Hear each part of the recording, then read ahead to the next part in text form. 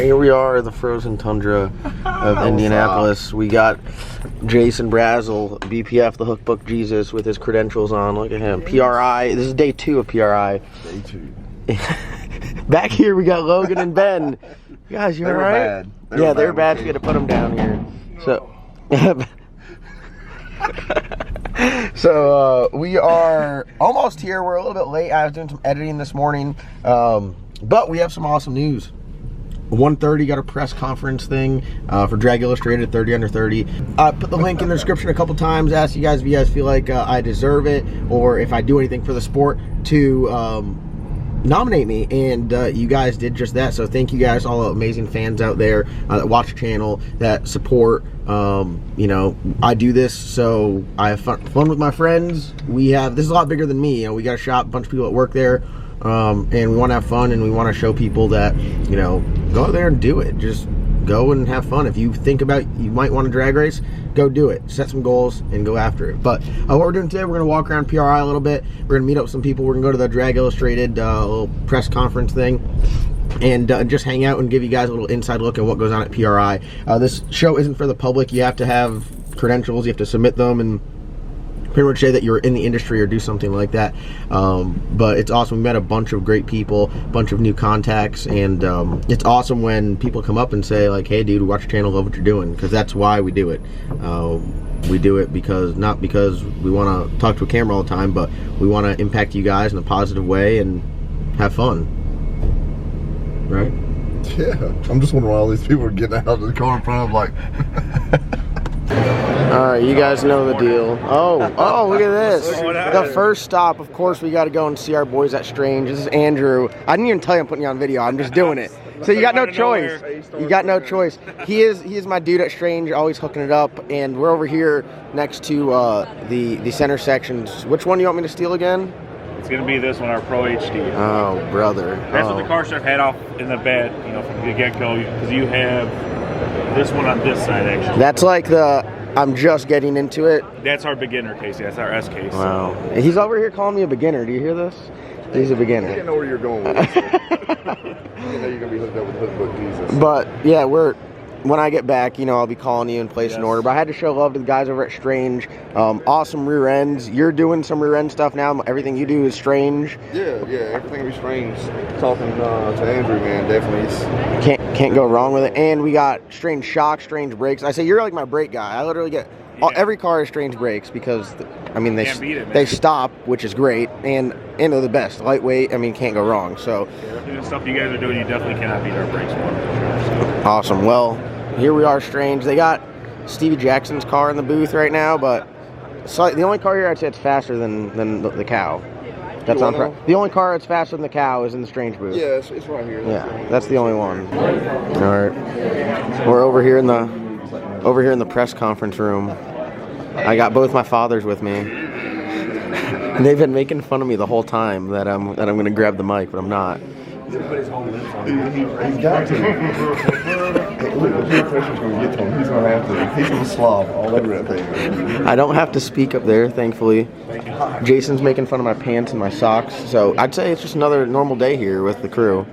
Just getting picked on. This is a big deal. John's already went to the bathroom and puked twice. I got the meat sweats now. I'm getting nervous. Does it help that he's sweating liquor? Oh my. All right, so I guess we're just gonna wait and film when it goes on. It's a big accomplishment. John just doesn't realize it. Like, literally.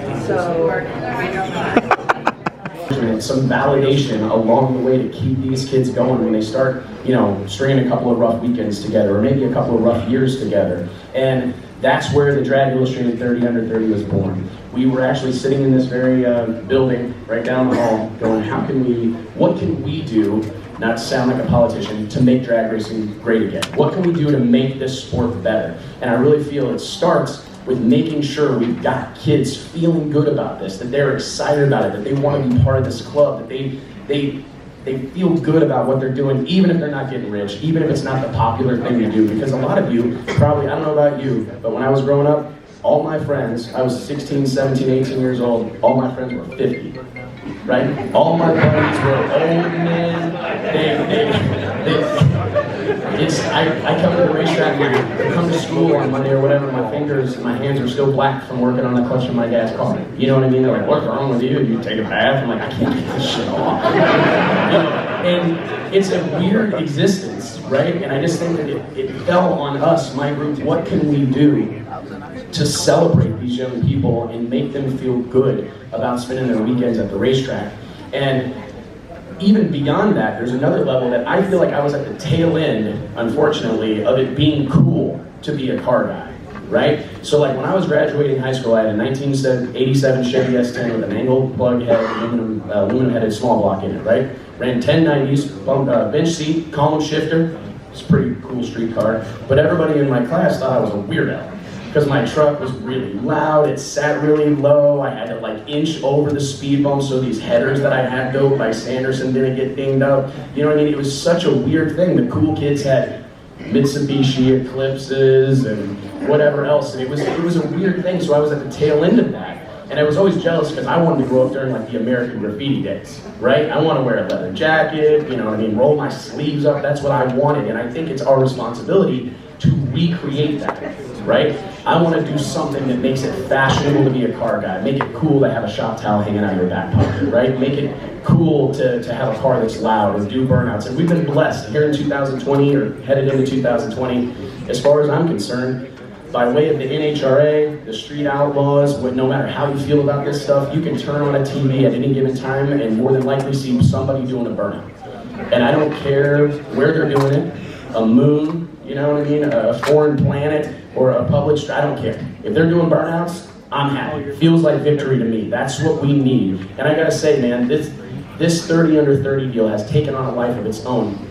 Even in the first year, we had a really big turnout for this, but it has become like a real happening. A real happening. Being on this list means something. I'll tell you that we had 2,180 individual kids get nominated for this. And so the 30 that got selected, this is a painstaking process. And there's a lot of misconceptions about how we do this. There's people that like to post on Facebook that it's a popularity contest, right? That whoever can get the most shares is who they're gonna pick, for sure. Nothing like that could be further from the truth, because I gotta tell you, there are tons of worthy candidates, really good kids, that when we Nate and I start narrowing down this list, Mike Carpenter, my team at Drag Illustrated, Josh Hatchett, when we start going through the list, we start looking at their Facebook page, right? And I see chicks twerking or whatever else, and I go, man, I don't care how many races he won, Nate. I know he's cool, but like that's not a great ambassador for the sport of drag racing. He doesn't fit the bill, unfortunately. And there has been time and time again that it breaks my heart to leave people out, because we want the people that are involved in this deal to fly the flag of drag racing, wave it proudly, and represent us well. So know that when we go through this list, it's a tough deal. The people that are on here, is that I like to get all these names, and it's great to get the nominations, and you guys will be blown away. Sometimes I'll have somebody write, Jim kicks ass. That's all they put. You know? And then the next person will literally write a 4,000 word expose on why their kid, above all else, deserves to be on this list. Matter of fact, just put him on it. You know, I mean, it ranges, and we go through all of that. Nate goes through the most of it. But it's an amazing thing that I think the group of people in this room, I'd really like to acknowledge a couple of them. I mean, we got Erica Enders in the room. She just won a Pro Stock World Championship for the third time. I mean, she's here looking really on her alumni, right? The kids, the other young up-and-coming kids, she's one of you. You could be her. She's here watching, right? Glenn Cromwell, the president of the NHRA, is in this room. I mean, it's an amazing thing what's going on here, guys. These people care about what you're doing, and they're watching. They're paying attention. So are we. So are lots of people. And if we achieve nothing else with this deal, I hope you all know that we're very proud of you. We will cheer you on. We will help you in any way we can. You're joining a little bit of a fraternity of sorts, where there's a private Facebook group of all the people who have been in the 30 under 30 the last 5 years, right? And they talk to each other, and they help each other out, and they hook each other up. And it's a really cool thing that you guys are about to be a part of, and we're super proud of it. I would be remiss to not thank our sponsors. I did a performance. I'm going to bring Eddie up here in a minute to talk a little bit. Mosier Engineering, Thermotech, and of course my buddy Scott Bathurst at Classic Graphics. They believe in what we're doing. They know what we're doing is, and this isn't a profitable endeavor for us. Like that's not why we do this to make money. If I had $1 million to give every one of you, I'd do it because you deserve it, and I know you're going to spend it if you're going to drag racing. You're going to need it. But I digress. But we're so proud of you, and we're just so proud of the people that believe in this project and are excited to go along for the ride with us. I'll tell you guys, before I bring Eddie up here to talk a little bit, I just want to say that drag racing is the great American motorsport. What's the best part of a NASCAR race? The beer. The drag race to the finish line, right? That's the best part of a NASCAR race. I refuse for us to play second fiddle to NASCAR, to IndyCar. This is the people, the men and women that make up this sport are characters. They're do-it-yourselfers. They're the salt of the earth. They're small business owners. They're good people. They're good, hardworking people that have relatable stories. And who can't relate to a drag race, right? My grandma has pulled up to a stoplight in her Impala and looked over at somebody and said, no, not today, right? We've all felt that feeling, right? Whipped out on the interstate, kicked it down and passed somebody. There's nothing easier to understand and more satisfying than a speed contest. And I feel that we as a group have decided that it's gonna be okay, that we don't get the love those other sports get, right? We're not on we're not on Sports Center, right? They don't talk about us during the morning radio shows. Well, I'm done. Like I will, if it is my dying wish, I will die. Whatever I have to do. Drag racing is the great American motorsport, and it is a conscious decision that we have to make. Because I think so many of us think we just drag race. Well, I don't race NASCAR or anything, or I don't got to step. No, you need to be loud and proud about what we do. This is very expensive. It's very difficult. I mean, so many people have no idea how complex of a sport this is, how many people are involved in any measurable success on the drag strip. And I just think that we've allowed this belief to permeate our entire sport, that we're like a level below all these other parts, all these other forms of motorsports, right? I mean, and I just feel like I have to encourage you guys, I won't stand for it. I will slap you. If I see you acting that way. That we run this deal, and it is a conscious decision that we have to. I mean, the NHRA is the largest motorsport sanctioning body on the planet Earth, right? But if you told that to anybody, I don't know that they would believe you. I also want to identify that one of the things, and this is a great closing note, that I'm most proud about, is that we've got people from the NHRA. We have professional drag racers in here, pro drag racers. We have big money bracket racers here. We have clutch guys and crew members and truck drivers and people. This sport takes so many. We have NHRA streetcar guys, Midwest Pro Mod racers, PDRA. I'm so proud to bring this group of people and not is the word. We're a one, right? There's a lot of clickiness in drag racing. Looking at you, Donald Long, right? Where it's the radio guys versus everybody else, right? You know what I mean? But we are better together. We are part of one big community, and if we accomplish anything with this endeavor, I hope it's that we realize that we're all part of one big family. We're better together. We're stronger together. A high tide lifts all boats. How about in what other world is a Ford Ranger going to be on the cover of a magazine? And I think that's what I'm so proud about, because we could have put a Top Fuel car on here, right? We could have, and we get pressure to do that type of stuff. But this is a relatable story. Other people could do this. Other people can have a race car like this, right? And that's so important, because in my book, you don't have to race Top Fuel or Pro Mod to be cool or to be doing something big in the sport of drag racing. So without further ado, I'll blast through these 30 names. And at the end of this, I'd like, do you want to do it? Do them? At the end, okay. At the end, Matt, Gage, I'm gonna have you guys come up here with me for a minute, and then we got some other stuff. So, here we go. The 2019 Drag Illustrated 30 Under 30. Matt Daddis, Gage Birch, Austin Prock, Justin Carmack, Patrick Miller, Chase Freeman, Haley James, Cody Lane, Kellen Farmer, Bobby Ince Jr., Justin Jones, DJ and Ryan McCain, Joey Haas, Preston Peeps Pennington, Chris Garner Jones, Allie and Cody Bland, Julie Natas, Kyle Bigley, John Dobry, Victor Alvarez, Hunter Patton, Blake Copson, Cole Cummings, Jordan Vandergriff, Mike Mullaney, Trisha Musey, Matthew Lunsford, Will Smith, Kyle Kutera, and the late Joe Hunt. Let's give these guys a round of applause.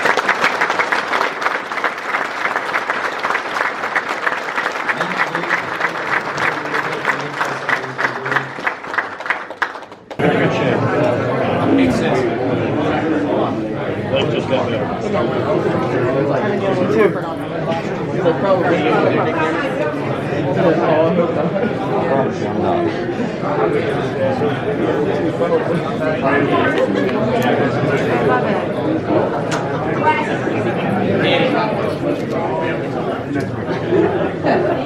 James says.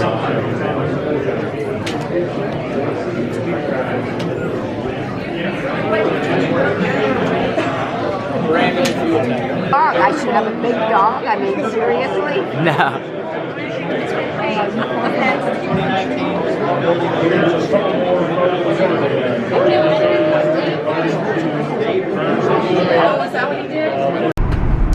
All right, heading back out to PRI show day 3. I know this video is kind of all over the place, but that's how PRI is. It's so busy. There's so many people we have to meet and not really a lot of time. So today they're open from 9 till 3. It's 9:30 right now. We're about to pull up and we got to go by, who do we got to go by? We got to go by Quartermax. We got to go by Kaiser Wheels. We got to go by, I have a list. One more. We already went through Holly. Hung out with the guys at Holly. Awesome dudes. Hung out with the guys at QA1. Awesome dudes. I hung out with the guys at Dart Machinery. Awesome dudes. My boy John from Texas Speed was hanging out with him. It's great. You know, we deal so much with these different companies and we just talk with them. It's great to finally put a face to the name and kind of have a little more personal connection opposed to, I mean, some of these companies I'm calling every week. The guys from Strange, hanging out with them a bunch. You guys saw we were hanging out with Andrew and JC and those guys there, and they are top notch. So all these companies that support us and believe in us, it's huge. It means so much to me to be able to go out there, meet up with them, just talk a little bit, and try to let them know how much their support means to us. So we're gonna get up here today. I'm gonna try to film. We got to go to the AFCO booth and talk with Jared and Kevin about the RVW car, and yeah, so we got some stuff to do. Yeah. Jason over here trying to pick a fight at the show. He's wearing a small shirt.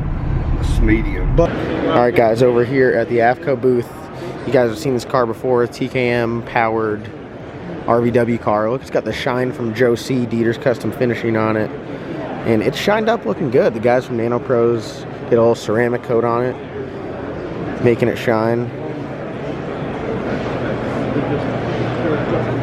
What do you think? Being a fellow Hemi guy now. I'm a Hemi guy now. You're a Hemi guy. What are these things? Yeah, that's a massive hairdryer. Are they eBay? Not quite, but this thing right here, what everyone has been talking about is how many fuel injectors are on this car. There's a ton. They're everywhere, even in the charge pipe, and they are big. They're 850s, so this thing takes a lot of fuel. A lot of fuel.